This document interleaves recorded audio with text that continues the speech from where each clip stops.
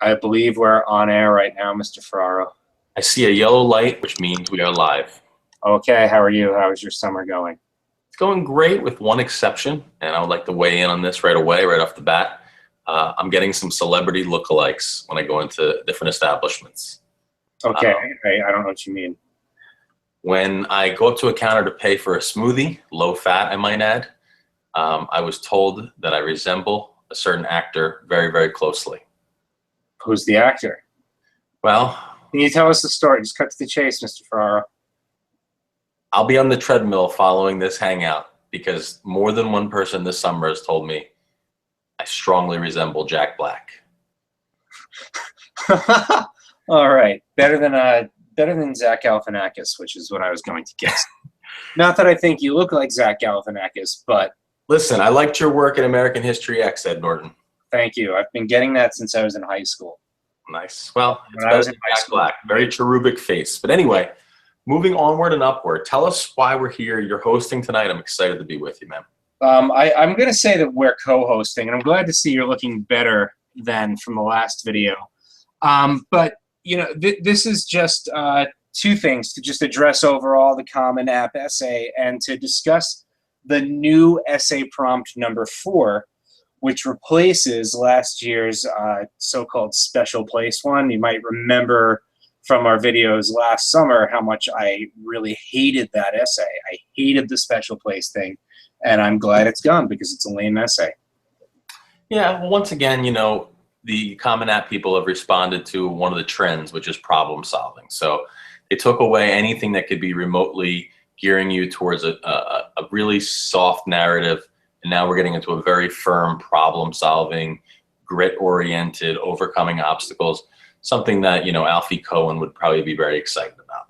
Yeah, I'm excited about this too. So since you mentioned it, I might as well read the new essay prompt number 4.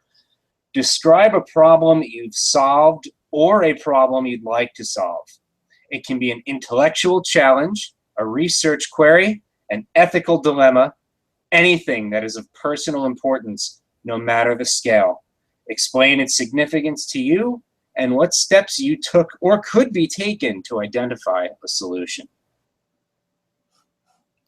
First instinct is it's not easy. I mean, you seem to really like this question.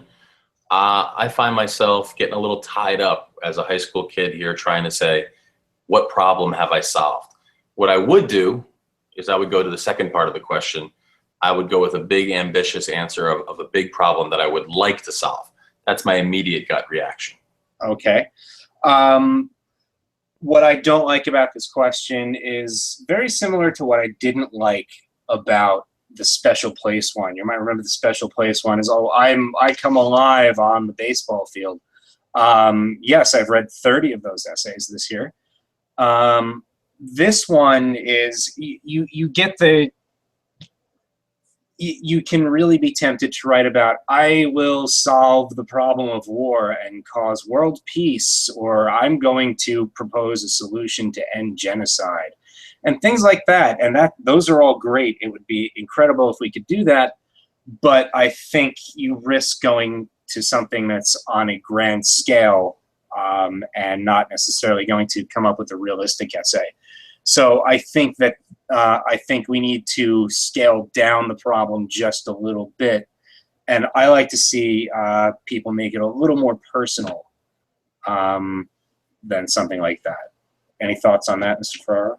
No, I could see that. I could definitely see that. I'm just trying to come up with problems. I mean, when I think about what an entering senior's problems would be that they solve, I'm thinking of conflict resolution. I'm thinking of working on teams, clubs, being in the play, speaking to an adult in a managerial position, trying to quit a job with grace. Things like that can be something approachable. That they can be. And I do feel I have to bring up an email I received back in June before we all went on our summer vacations. This is actually a student. I'd like to say this particular person was writing to me from India, if I recall correctly. And he asked, what do I think he should go with? One of his issues was, one topic he wanted to write about was how he solved a question, I think, about black holes at the last minute on during a quiz challenge. Okay. For his school, or he said he proposed his solution to Schrodinger's cat. For those of you who don't know, look it up, Schrodinger's cat. It's quite a conundrum. But I told him my advice was to go with the quiz show, just because I thought it showed a little more personality. It showed him in a high-pressure situation, so it showed a lot. At the same time now, though, looking back at it, if he asked me that same question today, I don't know. Would I have told him to go with the Schrodinger's cat? I'd really like to see how he solved that problem. You had me at a student from India. Yes. I mean, the way I see it is no matter what essay he writes, it doesn't matter.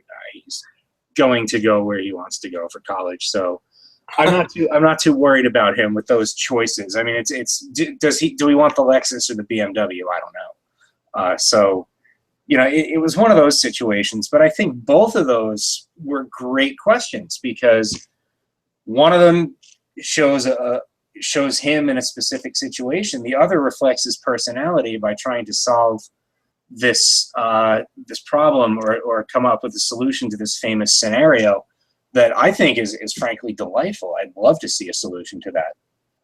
Or even if he failed at a solution, that would be quite spectacular. So overall, out of the amount of prompts, where are you ranking this one in terms of your favorites? Unexpected question. I'm actually pulling up the 5 of them now. Background, failure, challenge the belief. Again, I really like the failure one if it's done correctly. I think that's the problem with all of these prompts. You can do it poorly. I mean, how many times do we hear the failure essay about how I didn't study and failed the test and I learned how to study, or I learned to take things more seriously? I'm tired of that one. Yeah. I do like the failure one. If it's done well, that might be my number 1. It also has potential to be my number 5. Least favorite. The reoccurring theme here that you and I have covered over the somewhat a year plus was avoid cliche, be original, take some chances. You know, you addressed it on your last video where, you know, how weighted is this essay? You know, it's a sliding scale. You know, it really depends on the quality of the school versus your grades versus your SATs, and how much your school. Like you said, you nailed it. I did watch that video start to finish. You nailed it. I love the cameo at the end for me. But the reality is, as we wrap up here on August 19th, most of our students are probably just polishing up their essays. You know, no one's. I'm sure they've been working hard on this all summer long. I'm sure no one's going to start it the night before and try to hand it to me handwritten, or give me a 1-paragraph essay. That certainly did not happen last year at all. No. So in terms of wrapping up, we want to make sure that this is MLA, this is typed, this is double spaced, all the things that go with that. Incoming seniors, no summer reading for my students. This is in lieu of that. You can always do summer reading and you know, talk about it with us, but this is the one requirement that we have over the summer. So no playing around. Plus, guidance loves you for this, getting it in September 2nd. Your parents love you for this, getting it in early. And obviously there'll be some work to be done, but certainly should not be handing in first drafts. Mr. Ferraro, what are you looking forward to most in seeing this year's crop of essays? I am looking forward to everything about the year. I'm looking forward to, I think I have 76 seniors. I'm looking forward to 77 essays turned in. A new student that I haven't met yet, and possibly someone else just doing 2 essays just for the heck of it. That's how confident I am. I think you'll have 3 students doing 2 essays, and I'm confident of that too. Yeah, but to answer your earlier question, I think the challenging belief or idea is my favorite. Okay. Now that I've had some time to think about it briefly. Yeah, challenging a belief or idea. That would be my favorite one. I know yours was the favorite place one, I believe, last year. You loved that one. So what is it now? Now the new one is not the first one, since I recommend no one doing it unless you're super special. I certainly don't have a background that's interesting. I don't mind number 5, to discuss an accomplishment or event that marked your transition into adulthood. Big into change and maturity, and I think you do a lot with that. keyword transition into adulthood and not the time I forgot to do my college essay for senior year and got in trouble and learned to be an adult and take responsibility.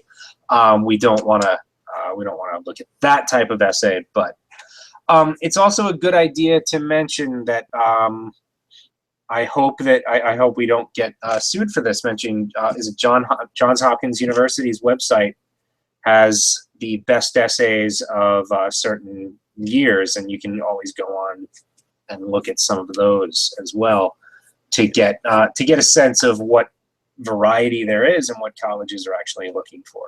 Yeah, and if you're not getting sued once in a while, you're not doing it right. Yeah, I guess so. But I think this thing on the bottom was in front of my mouth, so they can't prove what I said. So, Mr. Cooper, University. Anything else you'd like to say before this goes into the archives? No. All right, listen, September 2nd, kids, young adults, ladies, gentlemen, all those good things and that I mean with respect. I can't wait to read these essays. Email us with any questions, jferraro@valhallaschools.org, cooper@valhallaschools.org, or valhallaenglish@gmail.com. Off to run 5 or 6 miles on the treadmill, so no more Mr. Black. All right, see you later, Mr. Galifianakis. Ciao.